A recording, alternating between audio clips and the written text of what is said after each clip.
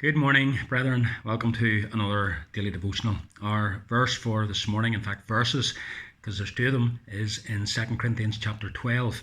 We're going to read verses 9 and 10. Paul is speaking here about God replying to his prayer. And he says, He said to me, My grace is sufficient for you, for my power is made perfect in weakness. So Paul goes on to say, Therefore, I will boast all the more gladly of my weakness, so that the power of Christ may rest upon me. For the sake of Christ, then, I am content with weakness, insults, hardships, persecutions, and calamities. For when I am weak, then I am strong.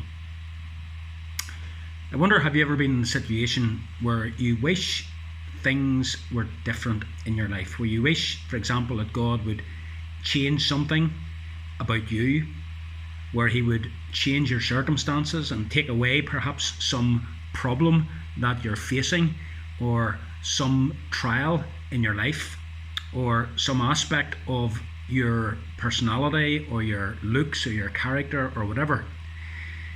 The Apostle Paul had something that he wished God would change. We don't know exactly what it is.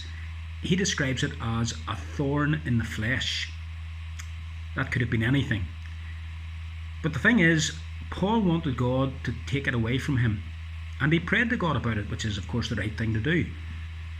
But God didn't take it away. So he went back to God and he prayed about it again. And still nothing changed. And he went back to God again, probably urging God to take this thorn in the flesh away. And God said to him, No, Paul, my grace is what you need. It's sufficient for you, because my power is made perfect in weakness. And Paul goes on to say, well, if that's the case, then I will gladly rejoice in my weakness. Because when I'm weak, that's when I'm actually strong. Because in the midst of my weakness, I'm experiencing God's grace being poured into my life. And brethren, that's the same for us. I'm sure at times have gone to God and we've prayed, Lord, please change this. I know I have in my work in the ministry. I've gone to God and I've prayed and prayed, Lord, please change these circumstances. Lord, make this problem go away. Lord, please change these people that I'm dealing with so that this no longer is an issue. And each time, usually, the problem just doesn't disappear. But what does happen is that God gives the help needed to deal with that problem. You see, the way it works is, because we are facing some kind of situation that we're not happy with, not content with, that is causing us issues, we go to God with that particular problem. In other words, the situation causes us to go and talk to God. Now, it may well be that we wouldn't have gone and talked to God had we not had that particular issue to deal with.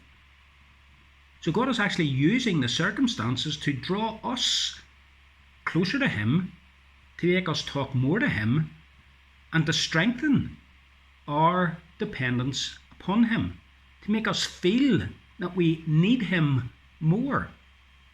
And in going to God, even though He doesn't take away the problem, what He does do is He infuses into us His grace that enables us to approach the situation differently.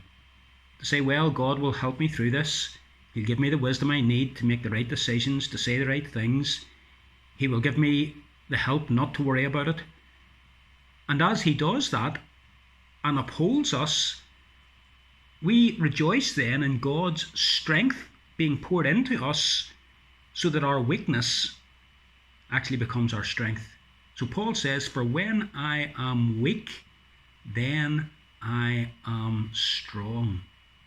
We are strong because we are more dependent upon God, looking more to God, trusting more in God, seeking God more. And brethren, if that is what thorns in the flesh do, if that is what difficulties and hardships and trials and problems do, that they cast us more upon God, then isn't that a good thing? We experience the grace of God more than we would have had the problem not arisen. So brethren, take to heart the situation you're facing. If it's difficult, if there's some aspect of your life that you're not happy about, go to God with it. He may not change that particular thing, but what he will do is he will pour his grace into your life to enable you to cope with it as long as that situation requires.